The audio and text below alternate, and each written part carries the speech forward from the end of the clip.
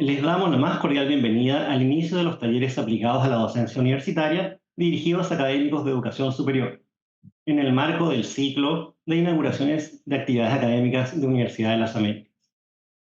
En los talleres que se impartirán durante este ciclo podrán interiorizarse sobre implicancias concretas de la inteligencia artificial en diversos ámbitos del quehacer educativo, así como también de actualizaciones y mejoras de algunas plataformas y aplicaciones de uso pedagógico.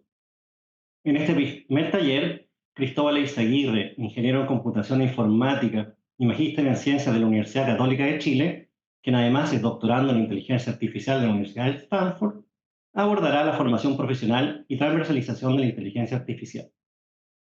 Esta actividad busca sensibilizar y motivar a los académicos para que integren herramientas de la IA, tanto en su práctica académica, disciplinar, como en su quehacer docente. Les solicitamos dejar sus preguntas en el chat en la medida que nuestro expositor realiza su presentación. Le damos entonces el pase a la presentación de Cristóbal. Mi objetivo para este taller es hablar acerca de la inteligencia artificial en general y aplicada a la educación en específico. Entonces vamos a hablar de usos, herramientas y preguntas también acerca del futuro de estas tecnologías y cómo nos podemos preparar docentes y estudiantes para este futuro. Quizás la primera pregunta que nos debemos hacer, y para contextualizar, es ¿por qué ahora? ¿Por qué es que ahora está tan en boga la inteligencia artificial? Son tecnologías que existían, la educación en particular es un caso de uso estudiado, se han aplicado todo tipo de tecnologías a esta, pero es recién ahora que estamos hablando y organizando talleres para empezar a pensar en cómo podemos aplicar la inteligencia artificial ¿verdad? Al ámbito educativo. Y ojalá esa respuesta quede más claro en la siguiente diapositiva.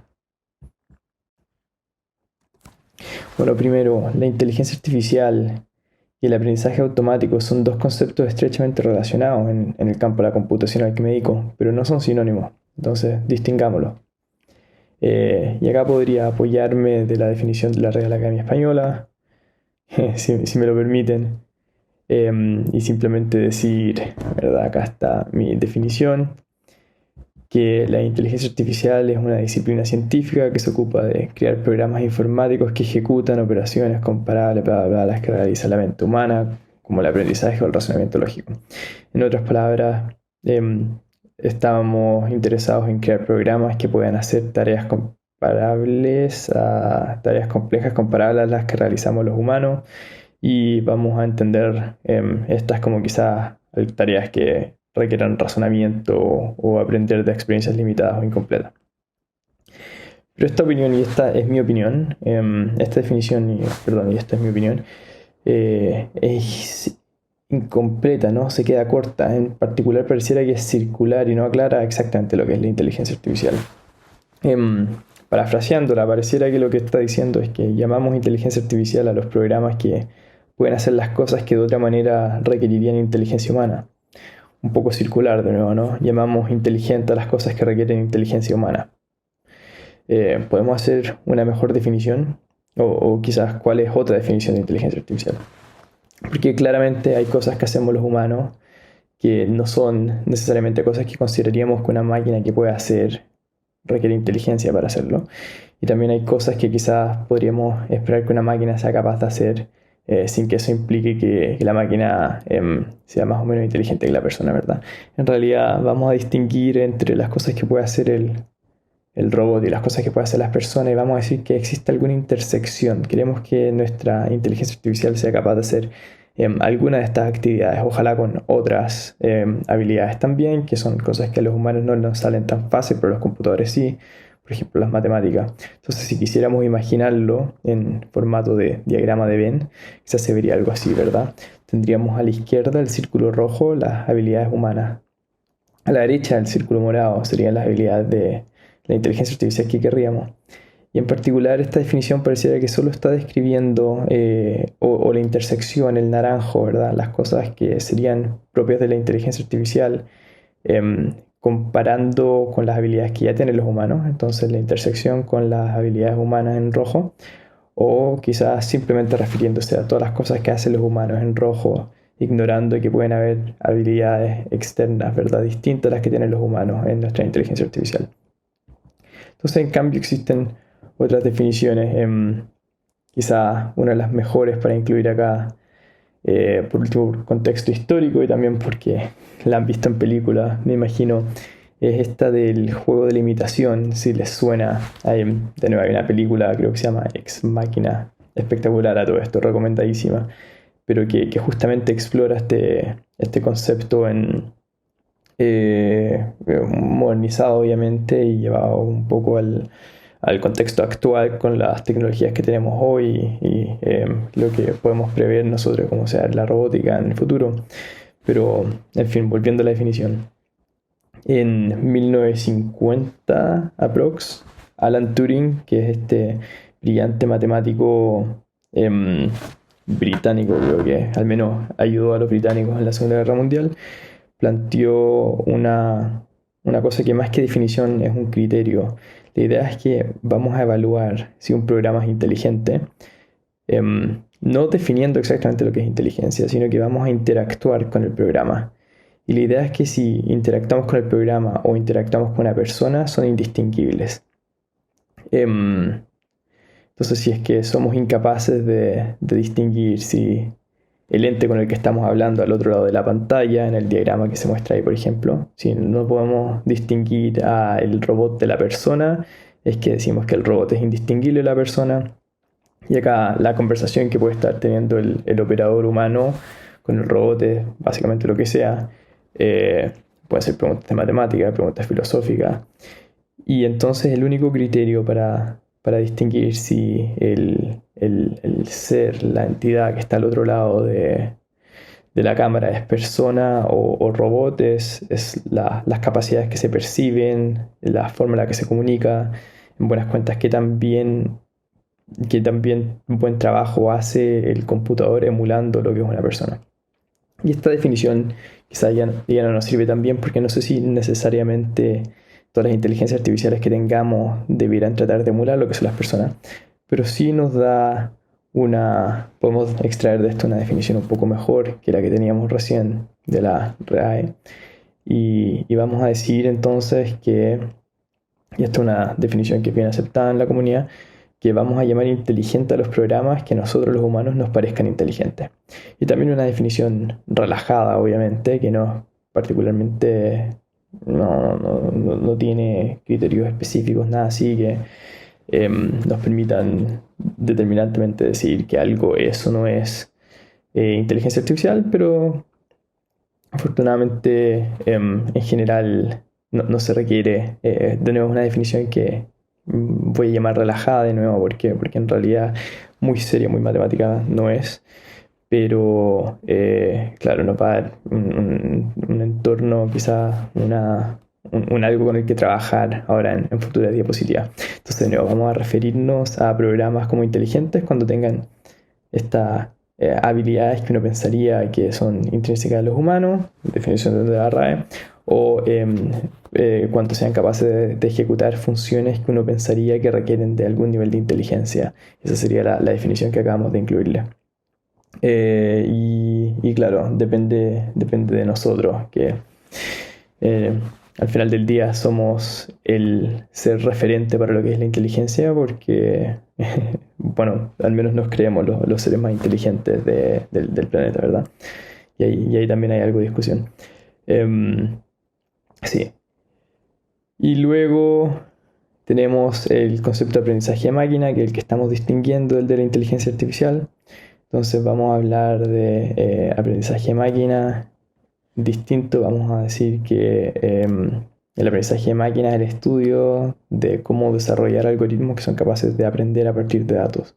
Si es que no voy a hablar de Big Data, eso es básicamente la acumulación de datos masivamente y muchas veces con el objetivo de luego utilizar estos datos para entrenar los algoritmos que sean capaces de aprender de ellos y sacar, por ejemplo, encontrar patrones estadísticos que nos permitan después utilizar los modelos que aprendamos con esto para recomendar productos en el supermercado, recomendar la siguiente película, lo que fuera. Entonces el aprendizaje de máquina se refiere al desarrollo de estos programas que no requieren ser programados explícitamente. No hay un programa explícito quizás en el servidor de Netflix que diga, sí, Pedrito vio esta película, entonces recomienda esta otra, sino que son metaprogramas, podríamos decir, programas que se escriben para que aprendan luego, para que nos eviten el trabajo de escribir este programa y que en vez de que nosotros tengamos que explicitarlo, se aprendan estas reglas a partir de los datos. Y no, por eso hoy día existe tanto énfasis también en acumular datos. Y si han oído hablar de Big Data, es básicamente eso. Entonces, visto como un diagrama quizás, muy simplificado, tenemos una serie de datos y vamos a pasarlos por un embudo, lo que fuera, nuestro modelo, de manera que podamos extraer algún tipo de información que pueda ser útil para nosotros. Entonces esto puede ser, ¿verdad?, algún tipo de proyección o quizás algún criterio que nos permita distinguir los puntos rojos de los puntos azules. Esto podría ser lo que fuera. Quizás las personas que sí van a pagar el préstamo del banco, las personas que no pueden pagar el préstamo del banco, es algo que podríamos aprender a partir de datos. Y también obviamente cosas más complejas. Entonces, en particular, quizás decir acá que la mayoría de las tecnologías que hoy llamamos inteligencia artificial son justamente entrenadas así. Y la razón, no es necesario esto, ¿verdad? Definimos inteligencia artificial como un programa que parece ser inteligente, que nos parece a nosotros inteligente. Y no por eso se va a imponer jamás la condición de que este programa tenga que ser aprendido y no escrito explícitamente, pero en la práctica estas inteligencias artificiales que tenemos hoy día, imaginen ustedes, ChatGPT, son tan complejas que programar a mano sería prácticamente imposible, sería impracticable, ¿verdad? Escribir todas las reglas que llevarían a un modelo como ChatGPT a funcionar sería esencialmente imposible. Si bien no técnicamente imposible, sí prácticamente imposible. Y entonces finalmente el punto que quiero hacer acá es que por fin hoy estamos en una situación distinta, donde si bien ya existían estos algoritmos de aprendizaje de máquina hace años, por ejemplo el concepto de redes neuronales en el que están basados todos estos modelos, incluyendo ChatGPT, o sea, con grandes variaciones obviamente, pero el concepto de redes neuronales viene desde 1969 creo. Pero es un fenómeno reciente el que nosotros, usted y yo, al interactuar con estas tecnologías, digamos que lo que vemos al otro lado de la tecnología, ¿verdad? El programa con el que interactuamos nos parece inteligente. Y por lo tanto es solo hoy, ahora hace pocos años, ¿verdad? Y no en 1969 que empezamos a hablar de que tenemos acceso a, si bien limitado, claro, y no una inteligencia completa, tenemos acceso a estas inteligencias artificiales.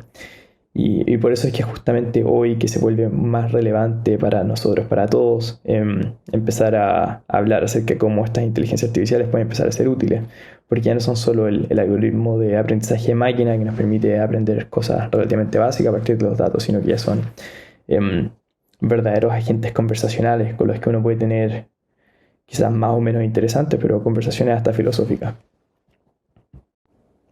Bueno, y ahora sí, por fin, tenemos el marco para empezar a hablar de inteligencia artificial y cómo lo vamos a usar en enseñanza.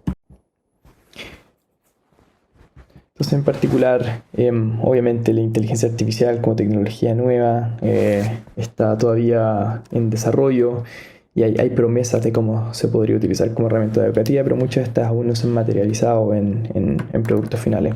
Sin embargo, al menos en educación han surgido, quizás por interés que exista y por el valor que tiene obviamente, han surgido increíble cantidad de distintas herramientas ya para, por ejemplo, tutorías. Entonces ahí digo, existe interés porque busqué en internet, esto es un filtrado en Google para que nos muestre las páginas web que explícitamente mencionan inteligencia artificial en el contexto de plataformas para tutorías inteligentes, tutoría de alumnos. Y como ven ahí hay ya 6 millones de resultados de tutorías inteligentes de nuevo que usan inteligencia artificial. Eso significa que hayan 6 millones de plataformas que ofrezcan esto, pero sí que hay 6 millones de páginas web que de alguna manera u otra están refiriéndose a esto, sean blogs que tratan acerca de estas tecnologías que existen, o las páginas mismas, o personas que comentan acerca de estas cosas, pero interés de alguna manera. Y podemos ver, podemos hacer un análisis un poco más directo del interés que existe por estas cosas. porque Google también nos permite diagramar cuál ha sido la frecuencia en el tiempo con la que aparecen algunos términos de búsqueda. Entonces, de nuevo, esto es parecido. ¿Qué pasa si buscamos qué tan común es el término de tutoría e inteligencia artificial en el tiempo?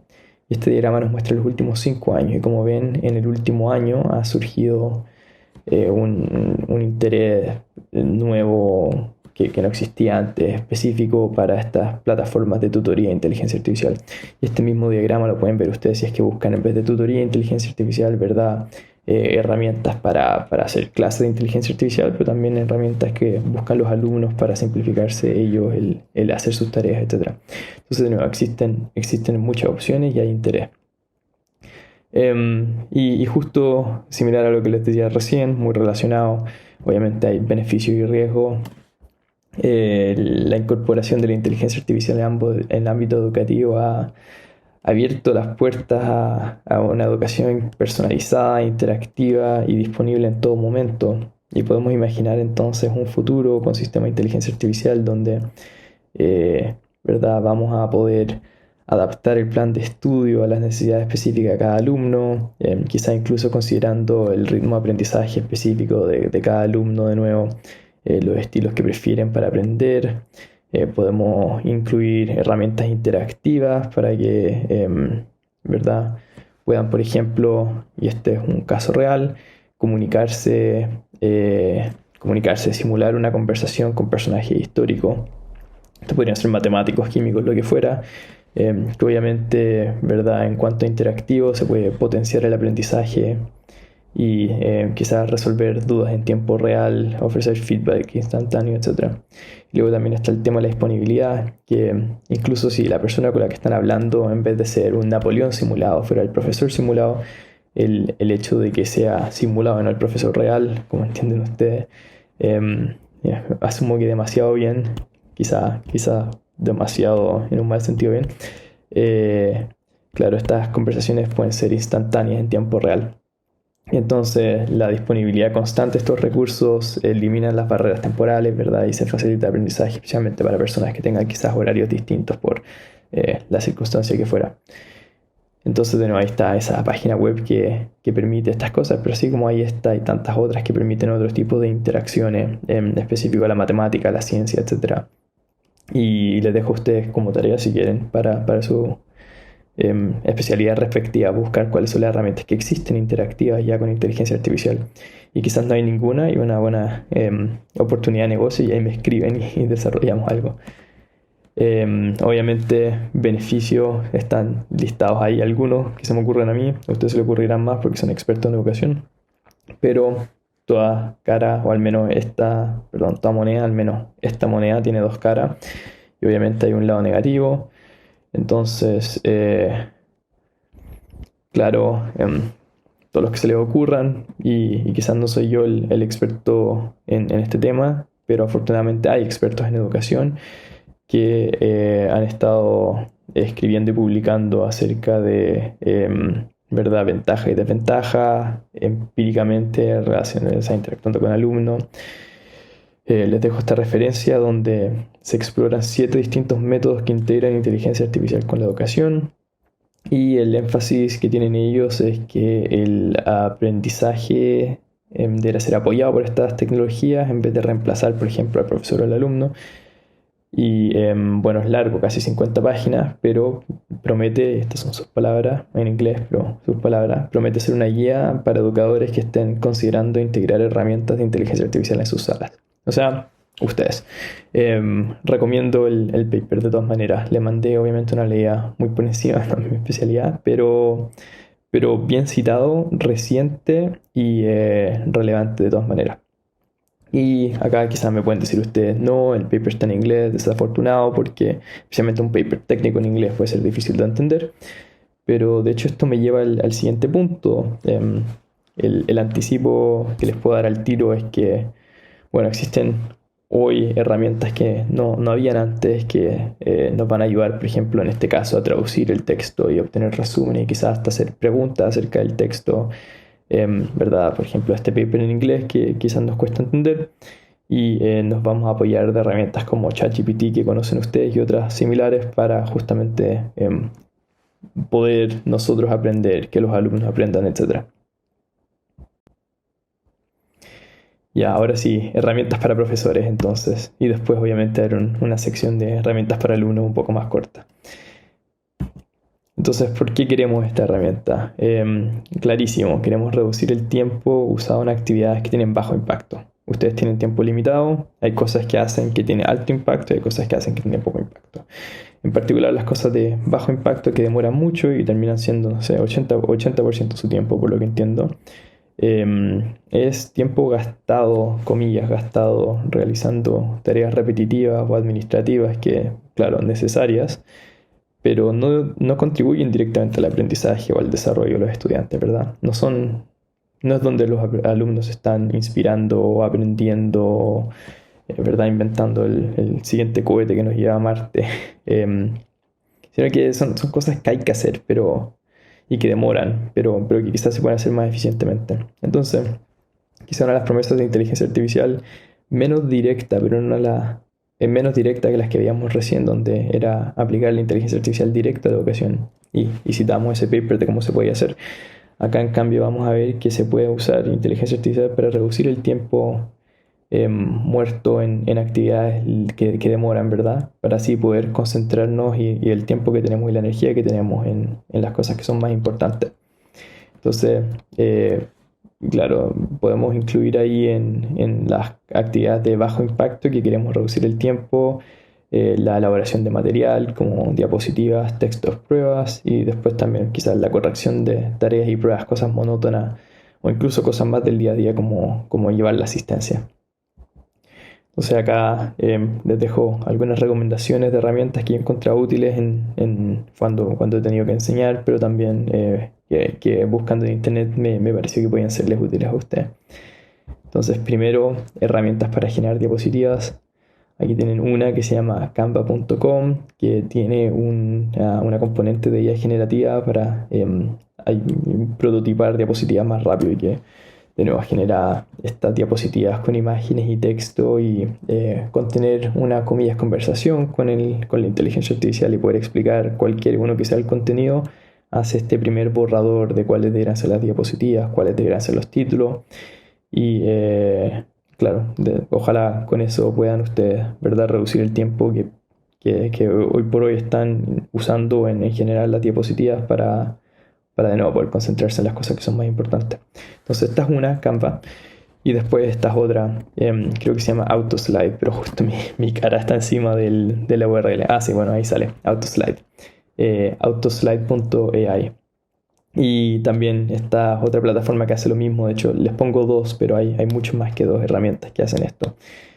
Y no es solo generar diapositivas, ¿verdad? Hablamos recién de generar otras cosas, entonces, ¿qué tal generar diagramas, ¿verdad? Muchas veces lo que queremos para poder explicar nuestros conceptos de mejor manera es alguna ayuda visual. Por ejemplo, en una diapositiva anterior, yo cuando estaba hablando del test que había propuesto Turing, el test de imitación, incluí esta imagen y la generé, ¿sí? De hecho es perfecto porque así no tengo que preocuparme del copyright y de estar buscando imágenes en internet que muchas veces uno no encuentra la que quiere.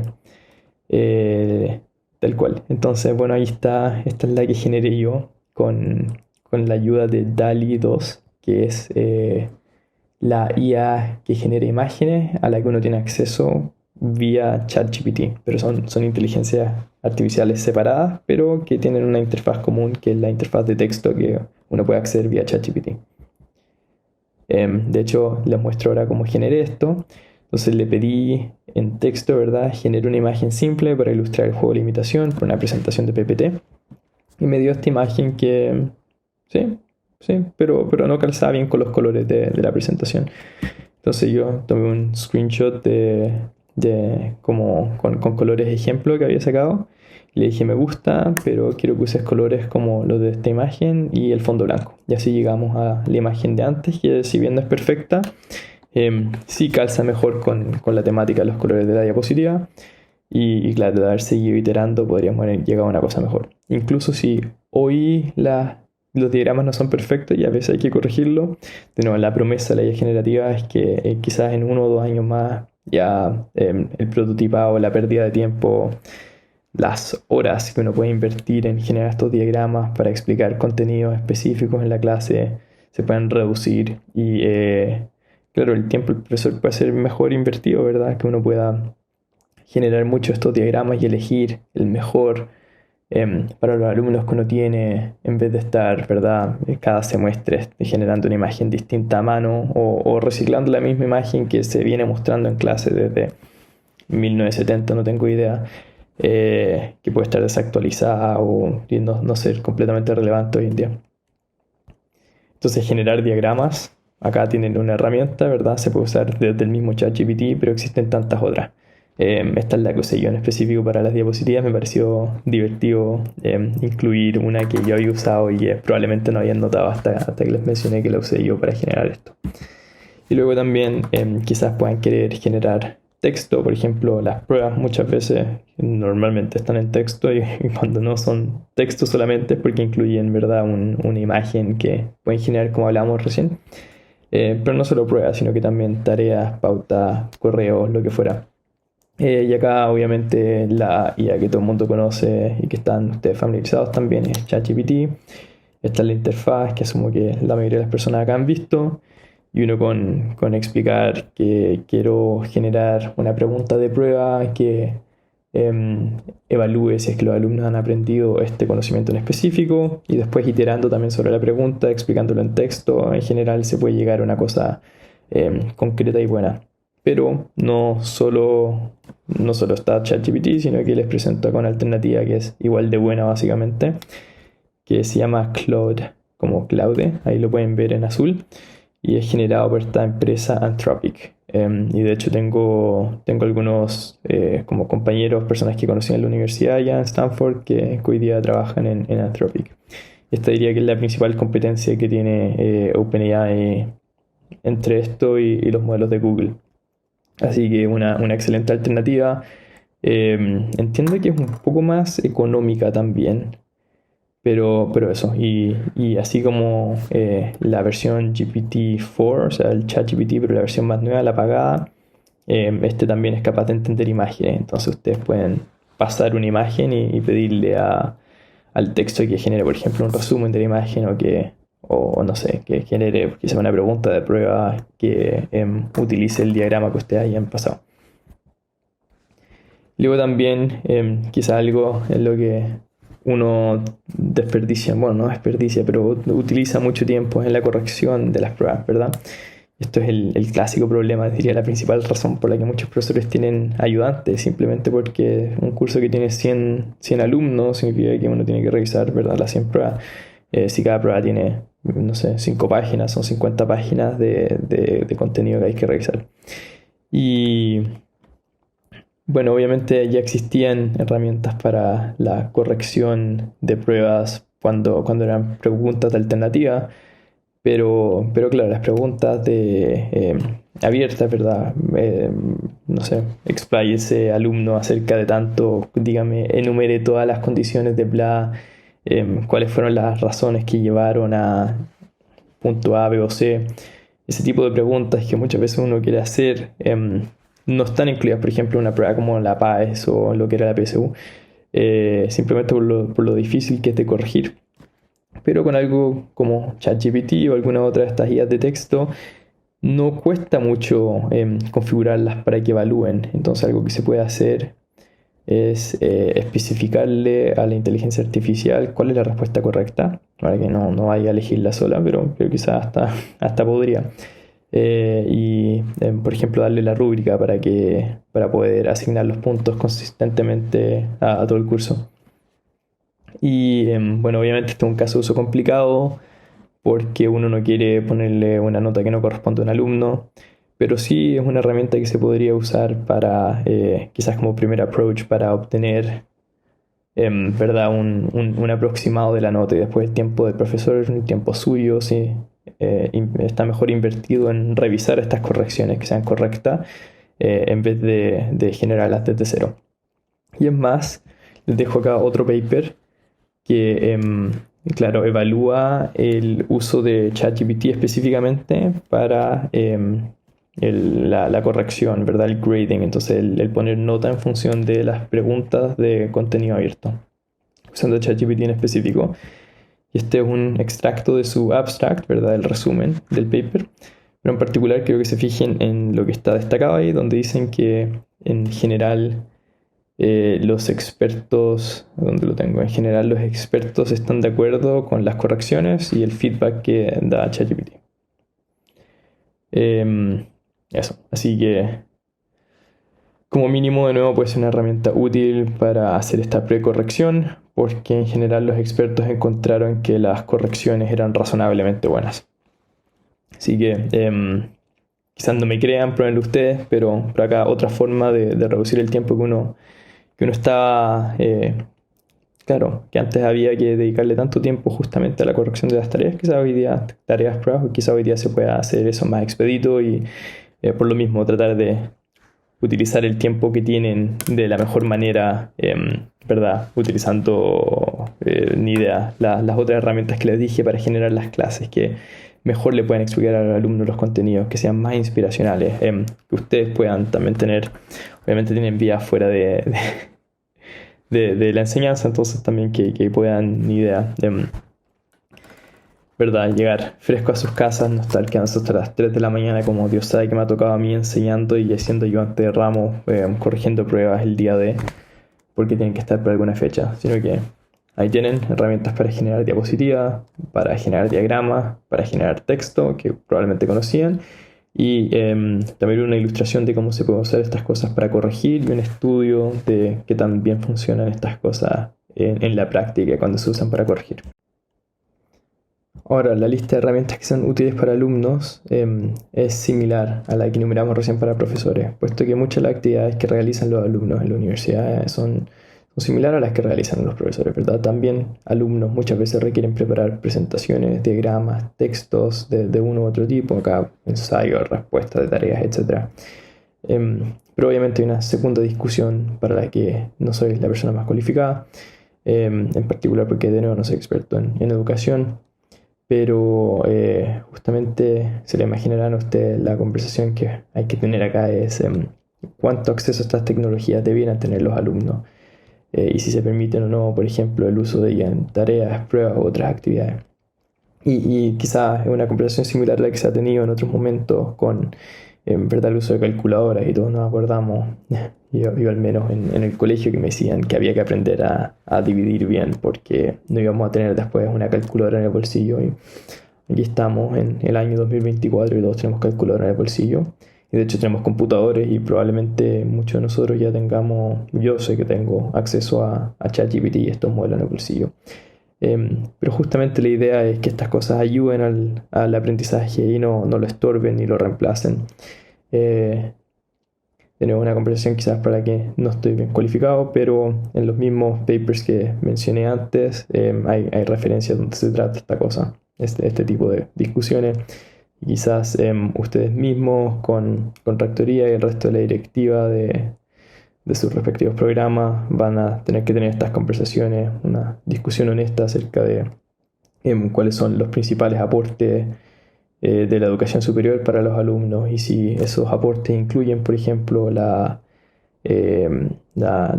escritura específica de un texto, y si la respuesta es sí, entonces no se debiera reemplazar esa escritura, la práctica de esa escritura con herramientas como ChatGPT, porque se está perdiendo algo que es esencial. En cambio, quizás hay cosas que no son esenciales, donde se puede ayudar a que, así como estamos tratando de permitir antes que los docentes pudieran hacer el uso más efectivo posible de su tiempo, quizás podríamos tratar de ayudar a alumnos también con eso. De nuevo, es una conversación para la que no estoy cualificado. Lo que sí diré es que no sé qué tan factible sea prohibir el uso de estas tecnologías. Sí menciono que hay herramientas para detectar texto generado. Acá hay un screenshot de una captura de pantalla de una que usé para evaluar parte del contenido de esta presentación, donde claro, como lo escribí yo, sale que estima la herramienta que el texto es con 97% de seguridad, escrito por un humano y probablemente no sea generado por un robot. Y este modelo de detección de contenido generado por ChatGPT fue entrenado para justamente encontrar textos que fueran escritos por ChatGPT. Pero similar al problema de copia en tareas, ¿verdad? Donde, claro, cuando dos tareas son idénticas es fácil identificar que el alumno copió. Pero en general, un alumno que es bueno, ¿verdad? Para parafrasear, le gana al sistema, ¿verdad? Si hay dos alumnos y uno le copia al otro, pero cambia la respuesta lo suficiente para que uno ya no la pueda detectar, nos ganan un poco, ¿verdad? A nosotros como profesores y ayudantes. Y eso mismo puede pasar acá, ¿verdad? Quizás prohibir ChatGPT y usar estas herramientas solo incentivaría a los alumnos para que usaran todavía ChatGPT, pero para parafrasear la respuesta, ¿verdad? Las modificaran un poco. O incluso que usaran en vez de ChatGPT el otro modelo que les mencionaba antes, Claude. U otras de estas alternativas que, como son menos conocidos, los detectores funcionan peor para detectar el contenido que son generados por estas cosas. De nuevo, les dejo acá la herramienta porque está buena al parecer para detectar textos generados por ChatGPT, que es el que más probablemente usen sus alumnos, pero quizás el riesgo de empezar a usar esta herramienta es que uno entra en una carrera armamentística con los alumnos, donde solo por un tema de números, ¿verdad? Y de ventaja numérica, yo creo que los alumnos tienen todas las de ganar. Entonces quizás la conversación es distinta. Yo estudié ingeniería y las pruebas de computación, por ejemplo, las hacíamos con lápiz y papel en una sala, sin acceso al computador, sin acceso a Google. Pero las tareas eran con acceso a la herramienta que uno quisiera usar. Y eso incluía, por ejemplo, claro, buscar alguien que hubiera tenido un problema similar en internet para apoyarse en esos contenidos que uno pudiera encontrar. Y hoy día de incluir también usar ChatGPT para hacer las tareas, pero sabiendo que el día de la prueba no se va a tener acceso a esa herramienta. Y lo que se va a evaluar es, además de lo que se evalúa en la tarea, que era el alumno es capaz de generar estos códigos cuando tiene acceso a ChatGPT, a la herramienta, a internet, etc. El día de la prueba se va a evaluar que sean capaces de hacer eso sin ¿verdad? Acceso a esta herramienta externa. Aprovecho de mencionarles que, claro, como alumno de doctorado también me ha tocado tomar clases en Estados Unidos, en Stanford. Y Stanford es de estas universidades de vanguardia en temas de inteligencia artificial. Y la forma, al menos en las clases que yo he tenido, donde se ha permitido el uso de inteligencia artificial, la forma que tienen ellos ¿verdad? Como de contabilizar esto, de permitirnos el uso, es que debíamos citar a ChatGPT cuando lo usamos. Y lo mismo se podía hacer si uno conversaba con un compañero y en función de la conversación con el compañero uno se inspiraba para la pregunta 1, 2 o 3 de lo que fuera de la tarea. Estaba bien mientras no fuera copia, ¿verdad? Entonces podía ser lo que se permite por código de honores, ¿verdad? Una conversación de alto nivel donde uno pueda compartir ideas sin que eso implique como copiar la pregunta misma. Y lo mismo hoy por hoy se permite con modelos como ChatGPT y la instrucción es la misma. Si ustedes, ¿verdad? Si parte de esta respuesta fue ayudada por un amigo, deben mencionar qué parte de la respuesta fue la que contribuyó el compañero y cuál fue el compañero, y lo mismo ChatGPT. Entonces muchas de mis respuestas en tareas que entregué este semestre, el que acaba de pasar, tenían, ¿verdad? Una oración al principio donde decía: me ayudé de ChatGPT para, por ejemplo, para corregir la notación matemática, para redondear los números de esta tabla a 4 cifras significativas, lo que fuera. Pero claro, si se usan, mencionarlo, no esconderlo. No hay nada que desincentive, ¿verdad? No hay ningún costo a decir que uno usó la herramienta, pero sí también el profesor puede, si quisiera, ¿verdad?, revisar para qué se están usando estas herramientas, cómo se están usando y quizás reevaluar su currículum en función de. Lo último que diré acá en este capítulo de herramientas para alumnos es que los docentes, ustedes y yo también somos alumnos, ¿verdad? Quizás más que los alumnos mismos, porque más que ellos es importante para nosotros que nos mantengamos al día, estemos leyendo permanentemente, aprendiendo de tecnologías nuevas que salen. Ustedes lo saben también como yo y por eso están viendo este taller. Tenemos que aprender de estas cosas que muchas veces no nos salen fáciles. Y claro, entonces todas estas herramientas que han sido generadas para los alumnos, para ayudar al proceso de aprendizaje, son tremendamente útiles al menos para mí. Y asumo que también pueden llegar a hacerlo para ustedes. Porque claro, uno al final del día también es alumno y también requiere herramientas que lo ayuden a entender papers que están en idiomas distintos y a resumir y ¿verdad? Todas estas cosas que justamente hablamos que se pueden hacer con la inteligencia artificial. Finalmente, luego de hablar de la inteligencia artificial como herramienta para apoyar la educación y como herramienta para apoyar a los docentes en educación, consideramos inteligencia artificial como tópico, ¿verdad?, para aprender en universidades. Aquí corresponde decir que, como muchas de las tecnologías disruptivas del pasado, digamos, imagínense el Internet, ¿verdad?, la inteligencia artificial está transformando radicalmente una amplia gama de campos y disciplinas académicas, no solo las ciencias puras, sino que también humanidades, arte. Y esto es porque la inteligencia artificial no solo optimiza procesos, ni solo nos sirve a nosotros como herramientas para optimizar nuestro ¿verdad?, proceso de generación de tareas, etcétera, ni correcciones, sino que también como tecnología hace que nos planteemos preguntas fundamentales sobre la naturaleza del conocimiento, la creatividad y la condición humana. Aplicado a ciencia e ingeniería, en todos estos campos, biotecnología, medicina, ingeniería eléctrica, la robótica, etc., la inteligencia artificial nos está contribuyendo con avances significativos, ¿verdad?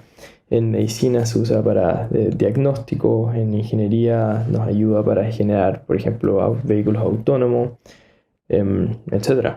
Infinidad de cosas, honestamente. Pero también humanidades, ¿verdad? Entonces tenemos filosofía, historia y literatura que están siendo influenciadas por la inteligencia artificial.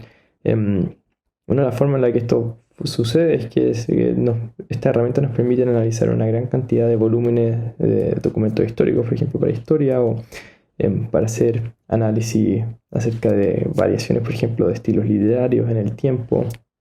Incluso, de nuevo, preguntas filosóficas profundas sobre el futuro de la humanidad, que son temas filosóficos relevantes, surgen justamente por la inteligencia artificial. En las artes, mejor ni hablar, pero digo una o dos cosas. Pero claro, o sea, ustedes tienen que haber visto, ¿verdad? Yo les mostraba recién que pude generar unos diagramas. También se puede generar, así como se genera diagramas, verdaderas obras que parecieran ser creadas por artistas, ¿verdad?, de gran nivel, así también música, video, etc. Y estas herramientas de inteligencia artificial permiten creación y colaboración entre humanos y máquinas, y ¿verdad?, desafía concepciones tradicionales de autoría y originalidad. Así que ahí quizás también entra el derecho, ciencias sociales también y educación. Bueno, es lo que hemos conversado todo este tiempo, ¿verdad? Va a transformar la educación, la inteligencia artificial. No solo cómo se enseña, sino que también cómo se aprende. Sí, y las herramientas que nos puede ofrecer la inteligencia artificial justamente van a permitir este aprendizaje personalizado y mejorar el acceso y mejorar la calidad de educación. Entonces acá aprovecho de mencionar que como tópico de enseñanza, en particular en Stanford, digo casi porque no estoy seguro y no puedo revisar, pero hasta donde sé, todas las facultades tienen cursos de inteligencia artificial. Acá hay una selección de 4 cursos que encontré, donde ninguno de esos cursos que se muestran son de la facultad de ingeniería. Hay cursos de leadership, ¿verdad?, de liderazgo, que son de la facultad de business, ¿verdad?, como lo que sería comercial quizá en Estados Unidos. Hay un curso de teoría de machine learning que se dicta en la facultad de humanismo. Hay un curso ahí de energías renovables que hace la Escuela de Sustentabilidad de Stanford. Hay un curso ahí de educación continua, o sea, de diplomado, para utilizar inteligencia artificial para desbloquear, como sale ahí la imagen de arriba a la izquierda, para desbloquear potencial de empresa, ¿verdad?, como para generar pyme. Y esto es, como sale ahí, no code AI, sin escritura de código. Y así también hay una infinidad de otros cursos que encontré que no incluyo acá porque no podía hacer una diapositiva que fuera solo de imágenes de cursos, pero En la Facultad de Derecho existe cursos de cómo regular la inteligencia artificial, qué se ha hecho, qué se debiera hacer. Existe un curso de arte de la Facultad de Arte Contemporáneo, se llama Arte Contemporáneo en la Era de la Inteligencia Artificial. Existe un curso de música que se llama Música e Inteligencia Artificial. Existe un curso en la Facultad de Geociencia y ya no se me ocurría qué más buscar y busqué la Facultad de Geociencia y sabía que también tenían un curso de Data Science que explícitamente habla de inteligencia artificial. Entonces, como ven, de nuevo, tecnología disruptiva, transversal, como tópico de enseñanza relevante a todas las áreas que se me han ocurrido a mí buscar y probablemente las que se le ocurran a ustedes también. Entonces, ya a modo de conclusión, hablamos de lo que es la inteligencia artificial y por qué es más relevante hoy que nunca antes, de las herramientas que existen y los usos que les podemos dar en nuestro rol de profesores, ¿verdad? Y correctores, pero también en nuestro rol de alumnos y personas que tienen que continuar aprendiendo para poder seguir enseñando de la mejor manera. Y aprovechamos de mencionar también las limitaciones que existen y si bien no lo desarrollamos mucho, tocamos el problema ético. Ojalá sea una conversación que podamos continuar nosotros, pero también usted dentro de sus propias ¿verdad? Facultades. Finalmente, aterrizamos la inteligencia artificial como tecnología que está transformando una amplia gama de campos y disciplinas académicas. Y aproveché de mencionar como ejemplo empírico cómo todas las distintas facultades en Stanford están justamente contribuyendo a la discusión acerca de qué es la inteligencia artificial hoy, cómo debiera, cuál es la investigación que queremos llegar a futuro y cómo debiera desarrollarse esta tecnología. Y esta es una conversación que se lleva a cabo transversalmente en todas las distintas disciplinas. Espero que ustedes puedan continuar con estas conversaciones internamente en sus propias facultades, conmigo también. Y lamentablemente no pude estar ahí en persona para los talleres, pero entiendo que hay alguna forma para que me comuniquen sus preguntas y estaría muy feliz de continuar esta conversación con ustedes. Quizás profundizar en algunos de los temas que les interesen. Voy a intentar contestar en video también para poder tener esta cercanía adicional que nos da Zoom comparado con no sé, un simple mail. Em, pero eso, muchísimas gracias por su atención, un honor tenerlos a ustedes como público, ojalá hayan aprendido y de nuevo reitero lo que quieran aprender, las colaboraciones que quieran tener, las dudas que tengan, en la medida que tenga el tiempo, estaré más que feliz de responder y espero con ansia esas conversaciones que vamos a tener. Agradecemos a Cristóbal por su presentación. Las consultas que tengan sobre este taller pueden enviarlas al correo electrónico de la Dirección de Desarrollo Docente dependiente de la Vicerrectoría Académica de nuestra universidad y que es desarrollodocente@udla.cl y se las haremos llegar al expositor junto con su email para que él las responda directamente. De esta manera damos por finalizada la presente actividad y los dejamos invitados para las siguientes. En nuestra página web www.udla.cl pueden revisar los temas, horarios y fechas próximas, así como también el formulario de inscripción para cada taller. Los esperamos.